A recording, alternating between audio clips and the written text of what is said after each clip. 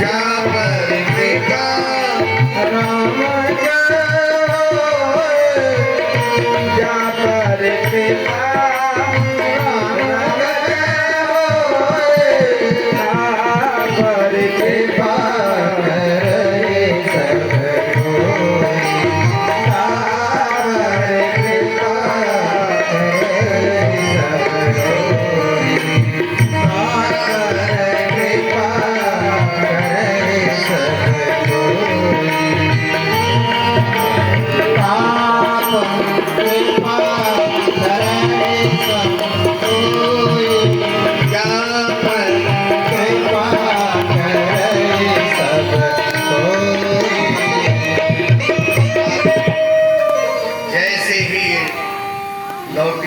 पति देव लोग पहले से दरवाजे पर खड़े हैं, डंडा लेकर नहीं, हाथ जोड़े खड़े हैं।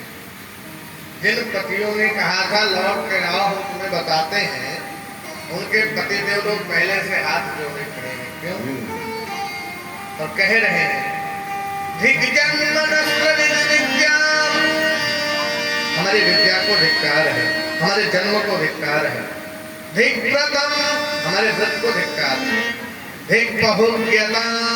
हमारे बहुत ज्ञान को धिक्कार है,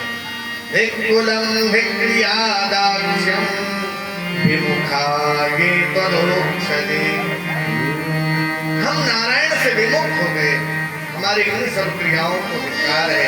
आज जिन नारायण को हम अग्नि के माध्यम से आहुति देते हैं, आज वो नारायण हमारे सम्मुख आए थे, लेकिन हमें ये सौभाग्य नहीं मिल पाया कि हम भगवान के चरणों की सेवा करें।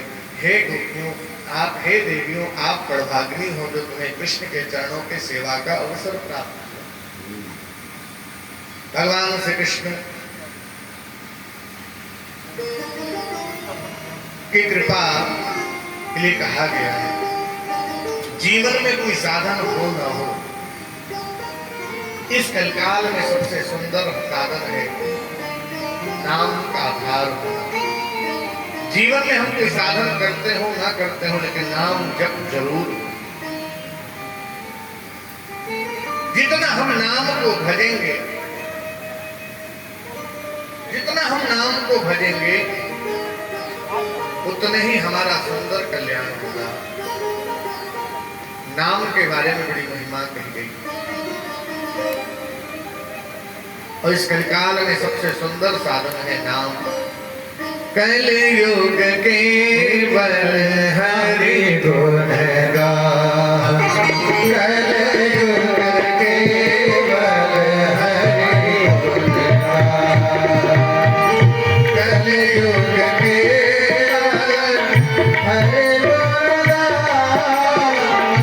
हरि गुण गा, हरि गुण गा।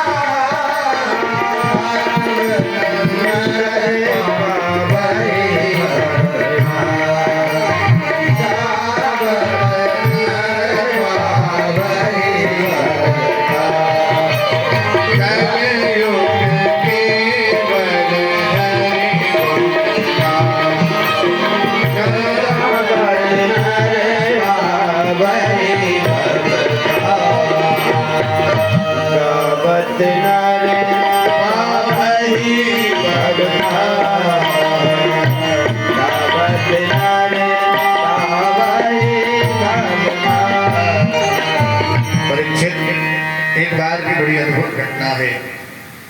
एकादशी का दिन था। उस एकादशी के पावन अवसर पर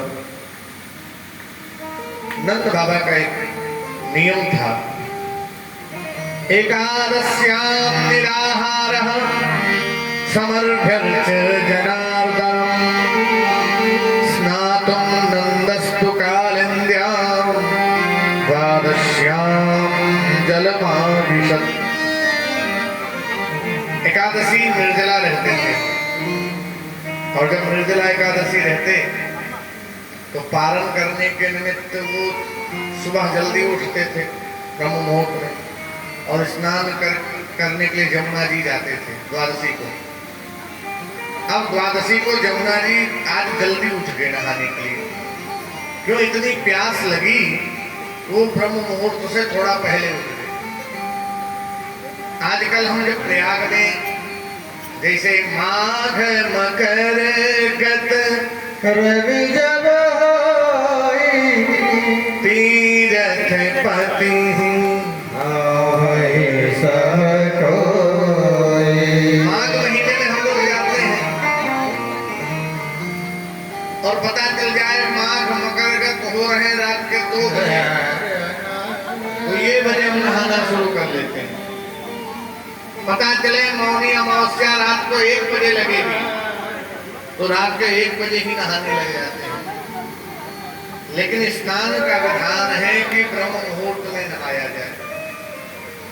उस समय जल आदि भी जो वरुण देव हैं वो निद्रा में होते हैं, लेकिन अक्सर लोग तीर्थ यात्रा में जब जाते हैं कटरी आदि रखे और जैसे अगोरते रहते हैं, जैसे 1 बजा भैया अमावस्या लग गए,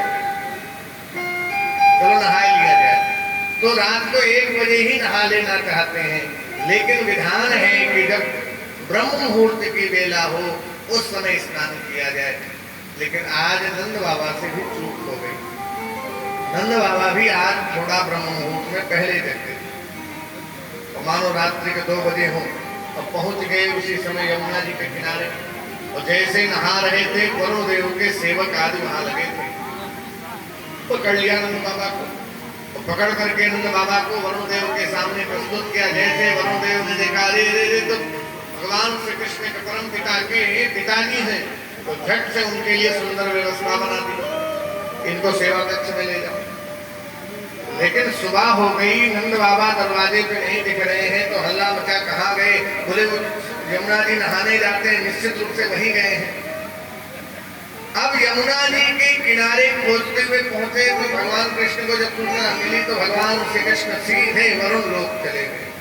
और वरुण लोक के यहाँ जब पहुंचे तो वरुण देव ने जैसे भगवान को देखा चरणों में गिर पड़े, प्रभु प्रभु क्षमा करिएगा, मुझे ये ज्ञात हो गया कि आपके पिताजी को हमारे सेवकों ने पकड़ लिया, यहाँ ले आए। जैसे ज्ञात हुआ अब मैंने सोचा यही सुंदर अवसर है कि आपके दर्शन को हम भी पालें, अपने लोक में आपके दर्शन हो जाए, इसलिए मैंने इनको यही व्यवस्था दी है।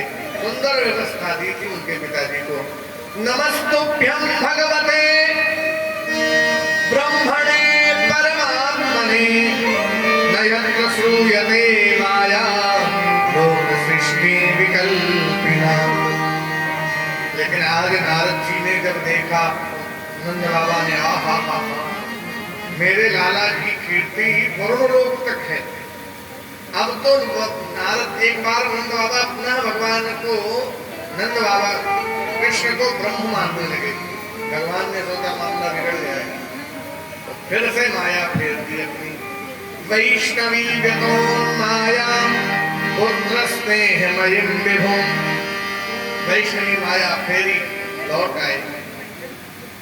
धीरे धीरे समय बीतने लगा। भगवान नित्य प्रति अपनी लीला के माध्यम से लोगों को सुख प्रदान कर रहे थे। इसी लीला के क्रम में भगवान ने एक सुंदर लीला की, जिस लीला का नाम है रास लीला।